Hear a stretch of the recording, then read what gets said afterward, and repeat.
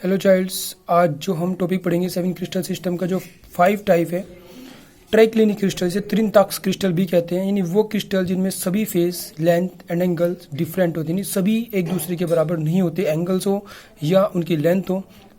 यानी axis length, अक्ष की लंबाई, A is not equal to B and is not equal to C, यानी ए बी के बराबर नहीं और बी सी के बराबर नहीं है। और इन पे बनने वाले जो कोण है, एंगल है, A is not equal to alpha is not equal to beta, beta is not equal to gamma and gamma is not equal to 90 degree. यानी अल्फा बीटा के बराबर नहीं, बीटा गामा के बराबर नहीं है, अर्थात हम कह सकते हैं तीनों 90 डिग्री पर नहीं है, एक दूसरे से डिफरेंट है।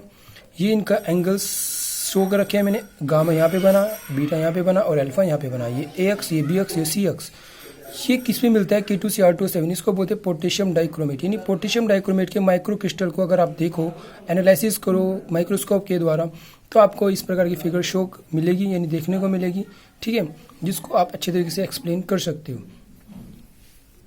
नेक्स्ट टॉपिक है हेक्सागोनल क्रिस्टल, षटकोणीय क्रिस्टल। यानी वो क्रिस्टल जिनमें दो फेस लेंथ सेम होती है, यानी दो अक्ष की लंबाई सेम व एक की डिफरेंट हो, एंड फेस पे बनने वाले एंगल्स भी क्या हो, दो सेम हो और एक डिफरेंट हो। यानी एक तो बनेगा 120 पे और दो बनेंगे 90 पे और एक बनेगा 120 पे। यानी कि हम कह सकते हैं कि अल्फा बराबर बीटा ये 90 डिग्री पे है और गामा 120 डिग्री पे बनेगा। लेकिन अक्ष की लंबाई ए बराबर बी के तो है, लेकिन बी सी के बराबर नहीं है। अक्ष की लंबाई एक दूसरे के बराबर नहीं है, सिर्फ दो की बराबर है, एक की डिफरेंट है। ऐसे ही आपका एक्सिस लेंथ भी दो इक्वल है और एक डिफरेंट है। ये आपका डायग्राम है, गामा पे 120 डिग्री का बनेगा, अल्फा पे 90 डिग्री बनेगा और बीटा पे भी 90 डिग्री बनेगा। तो ये एक्स, ये बी एक्स और ये होती है आपकी सी एक्स। स्ट्रक्चर ऑफ हेक्सागोनल, ये मिलता कहाँ पे है? जिंक मोनोऑक्साइड या सिलिकॉन कार्बाइड पे भी आपको देखने को मिल सकता है। इनके माइक्रो क्रिस्टल का अगर आप माइक्रोस्कोप के द्वारा देखो, पहले बता चुका हूँ मैं, तो आपको देखने को ये फिगर मिलेगी। शॉर्ट नोट में आते हैं, इतने डिफिकल्ट नहीं है अगर आप चाहो। लेकिन सबसे इंपॉर्टेंट तो ऑर्थोरोम्बिक है, रोम्बोहीड्रल, यानी लास्ट है। रोम्बोहीड्रल क्रिस्टल से त्रिसमतनाक्ष बोलते हैं वो क्रिस्टल जिनमें सभी फेस लेंथ इक्वल हो और एंगल 2 सेम हो और 1 क्या हो, डिफरेंट। यानी फेसेस लेंथ तो इक्वल है, यानी A equal to B equal to C के है, सभी लेंथ एक दूसरे के इक्वल है, लेकिन एक्सिस एंगल अल्फा बराबर बीटा 90 डिग्री पे है, लेकिन गामा 90 डिग्री पर नहीं बन रहा है। ये थोड़ा डिफरेंट है, कम भी हो सकता है, ज़्यादा भी हो सकता है।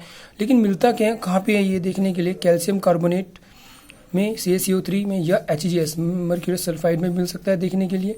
यहाँ पे लिखा है स्ट्रक्चर ऑफ रोम्बोहीड्रल क्रिस्टल, यानी कि रोम्बोहीड्रल क्रिस्टल की संरचना, यानी त्रिसमतनाक्ष की संरचना, ठीक है। ये इसका एंगल्स है और ये इसकी एक्सिस लेंथ है और ये इसका डायग्राम है। ये पूछे कैसे जाते हैं? ये ऑब्जेक्टली पूछे जाते हैं, डायग्राम दे सकते हैं या ऐसे कह सकते हैं कि किसी दिए गए क्रिस्टल में यदि एक्सिस लेंथ एक दूसरे की इक्वल हो बट उसमें एक्सिस एंगल अल्फा बराबर बीटा 90 की हो, लेकिन gamma is not equal to 90 की हो, यानी गामा 90 डिग्री के बराबर ना हो, तो ये क्रिस्टल कौन सा है? तो आपको बताना होगा रोम्बोहीड्रल। ये बहुत ज़्यादा पेपर में आता है, अब की बार भी आए हुए हैं, ठीक है। यह पूछ सकते हैं कैल्शियम कार्बोनेट या मर्क्यूरस सल्फाइड किस प्रकार के क्रिस्टल में पाए जाते हैं, इस तरीके से क्वेश्चन आते हैं। यह आता है शॉर्ट नोट में, रोम्बोहीड्रल क्रिस्टल को एक्सप्लेन कीजिए।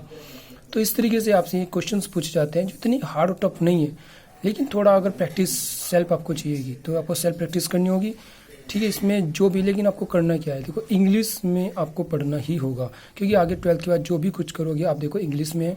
तो आप, मैंने लिख भी रखा है, देखो इंग्लिश भी है, इसके सामने हिंदी भी है, ठीक है। लेकिन अंदर जो लिया है मैंने इतनी डिफिकल्ट नहीं है, आप रोज़ ज़्यादातर यूज़ करते हो इन वर्ड्स को, लेकिन जो रोज़ यूज़ नहीं करते हो उनके लिए मैंने हिंदी लिख दिया। लेकिन फिर भी अगर कोई प्रॉब्लम आए तो आप मुझे बता सकते हो। देखो थोड़ी सेल्फ स्टडी से आपकी स्टडी अच्छी हो सकती है।